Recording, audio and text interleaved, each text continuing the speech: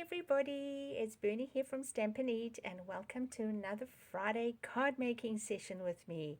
So great to have you back with me in my card making craft room. And I thought today, even though I was very tempted to make something out of the mini catalog, I just realized that it's been a very long time since I actually showcased something from the annual catalog.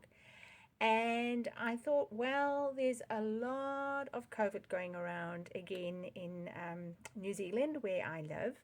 And I'm aware that there may be some of you watching in the Northern Hemisphere, and it's winter time, obviously, and colds and flus are on the rampage there too. So I thought, what's better than to actually whip up a Get Well card featuring the gorgeous cup of tea stamp set and the matching dies, and then I also just thought I would use the Something Fancy dies for the label from the new mini catalog, so I had to bring them in. And of course I brought in the bling from the Something Fancy bundle as well. So this beautiful paper is from the cup of tea bundle. I'll have a show you what it's actually called, Tea Boutique, and it's 6x6 designer series papers. And I thought I would have a bit of a play with these papers and this bundle for a change. So I hope you like this card. It's a nice simple card to do, and it's something that you can whip up very easily. But for today's video, I thought, let me do a different color combination. So this was done, this one, that if you like this one, this was Sweet Sorbet, petal pink, and I stamped the sentiment in crumb cake. But today, for the purpose of the video, I want to use a different color combination. So let's get started. So you're going to need a basic white cardstock, my standard 5.5 by 8.25, scored at 4 1/8, and for a change, we're turning this into a landscape card. And that just goes to show you the versatility of this basic card cut, because ordinarily I would use it as a portrait, but you can just simply turn it around and you're getting a landscape. Isn't that cool? So it really helps to have a cut of cards that you are comfortable with, and then you can just rotate it. Then I've decided to use, in the same Teacup Boutique or Tea Boutique paper, I'm going with this bright lemon and gorgeous garden green. So that is the reverse side. Isn't that pretty? But I want to go with the green, and I do believe this was 3 3/4 square, but I will put all the measurements as after I've edited my video, as I usually do, and you should be seeing them on the screen right now. So okay, so you're just going to cut a matte cardstock, an 1/8 of an inch bigger, and we're going to glue that onto the card base. Like I say, this is a very easy card that you should be able to whip up pretty quickly if you want to take a friend or a loved one a meal, or just to let them know that you're thinking of them. And ironically, as I was preparing to make this card, a friend of mine who I had caught up with on Saturday for her birthday just let me know she's tested positive for COVID. So guess she'll be getting one of these cards. Then the color suggestions for this card, and I'm just looking what I've done with it. I mention this every time, but I just thought I'd show you. On the back of your designer series paper from Stamping Up, I don't know if you are aware that they actually tell you what colors are in the paper. So there's no guessing. You don't have to try and figure it out. Of course, if you're not using Stamping Up cardstock, then it will be a little bit harder to get a good match. But that is one of the reasons why I only use Stamping Up products, because their cardstocks, their inks, their pens, their ribbons, and even their embellishments are all coordinated to match with each other. And that honestly just is up my alley. So they suggested crushed curry. Now I don't have crushed curry, to be honest. I don't like the crushed curry. So I just went with Daffodil Delight. So it's not a perfect fit in terms of the yellow, but I think it's close enough. And I'm just going to pop 4 dimensionals on either side. And you could do, if you wanted to, you could do 2 extra in the middle, but I'm not going to bother. And oops, bringing some twine into this. And I'm just using my take your pick tool. I would have picked this up ordinarily with my nails, but my nail technician told me that I'm too hard on my fingertips, so I want to look after my manicure. So I'm going to position this just off center, and that's the next step. Now we're going to do some stamping. So I wanted to use this stamp set, this stamp, but you can also see you've got some beautiful detail on this stamp that you can use too. But I wanted some negative space, and so I've mounted it on my clear block. And as you can see, this is block number D. As you can see, it's a photopolymer set. So when we use photopolymer sets, it is recommended that you use a sturdier surface. And I'm just going to tuck it under my, let me just move these guys to the side so that you can see what I'm going to do. So I'm just going to bring my basic white cardstock, and I am going to ink it up in Daffodil Delight because I want that to match the main color. And I'm just, because it's a photopolymer, they need to be inked up, well, I find they need to be inked up a little differently to your clings. And so I'm just tapping it with my fingers, and you can hopefully see in the camera that it has now inked up well. So there's quite a bit of ink on there, and hopefully not too much. And I'm just coming onto the top, applying pressure that you can see all the ink transfer onto the cardstock, and I'm releasing. Okay, and don't forget to clean your stamps straight away with your chamois or your mist, spray mist, so that you look after them that way. Now the next thing we need to stamp is our little tea bag. Okay, so I'm doing my tea bag in garden green, and the same idea. Let me just take the sentiment off. I'm just going to ink it up there, and I'm going to bring it down over here. And I'm just going to clean that, and then I'm going to use the same clear block, which is my A clear block. And I'm just going to pick up the sentiment that says, "It's time for tea." And ink that up. And then I'm going to come in, and this is the beauty of the clear blocks, that you can actually see where you are going. And release. Perfect.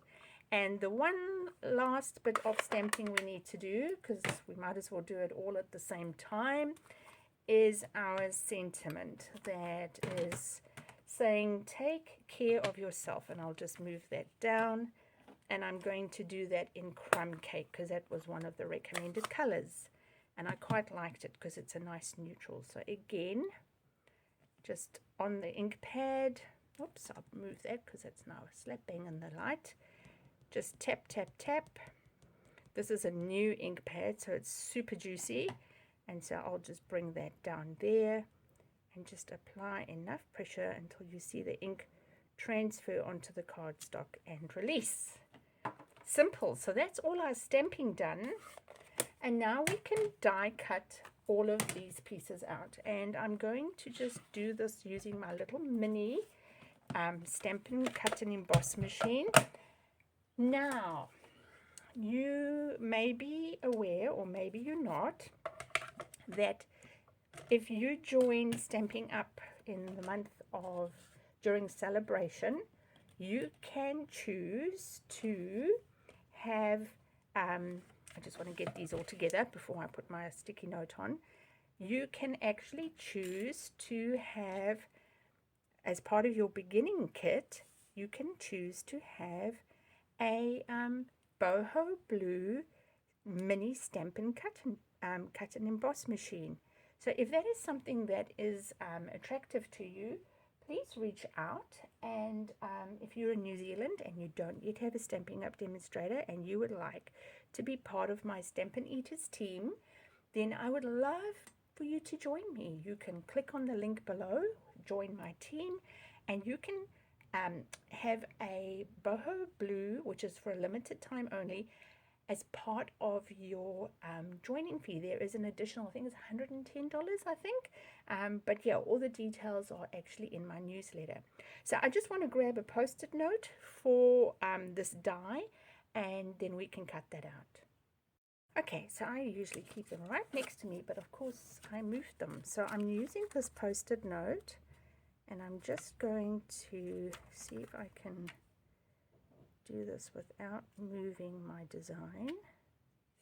I usually use washi tape, but I'm actually wanting to make a change from washi tape. I'm just finding I'm sticking we've had a lot of rain in New Zealand at the moment, and so I am finding that the washi tape, even though I'm really making sure that it doesn't get stuck, is still sticking. So let's try the post-it notes. So I'm bringing this through on my little mini cut and emboss machine.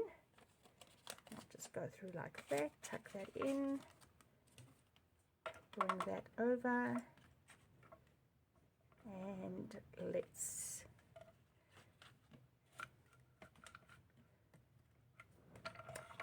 go for it. Hopefully it grabs it. Cool.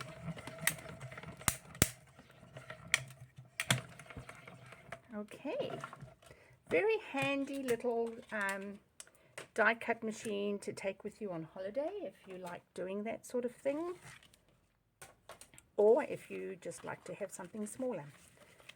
Okay, so we've got our message, and we've got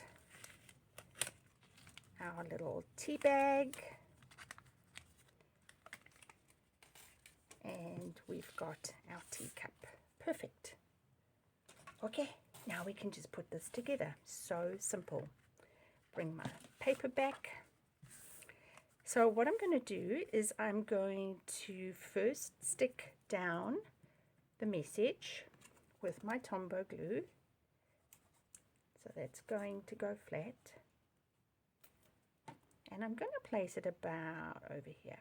Now you'll see I'm going to put it down, but I'm not going to put it down firmly because I need to position my teacup in place, and I don't know yet where the right place is going to be. So I'm just adding 3 dimensionals onto the back of my teacup, lifting off the release paper, and I'm going to put that teacup so that it's over the edge here, and I don't want to see the white. I'm just a bit fussed about that. I don't want to see that white hanging out. So I'm happy with that position. So now I can glue that down like that. And then my little tea bag is going to get a dimensional at the back. And I'm positioning that over the top of that one like that. Now, seriously, all that's left is to add some twine.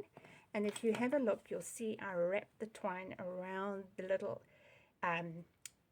handle of the teacup because I wanted it to look realistic, because that's what a lot of people do. I personally don't. I don't like leaving my tea bag in my teacup, but a lot of people do. So I just wanted it to look realistic. So for this, I'm using a glue dot, and I'm tucking it behind. Now, you could be a lot smarter than me in figuring out a way to do this, but this was how I figured.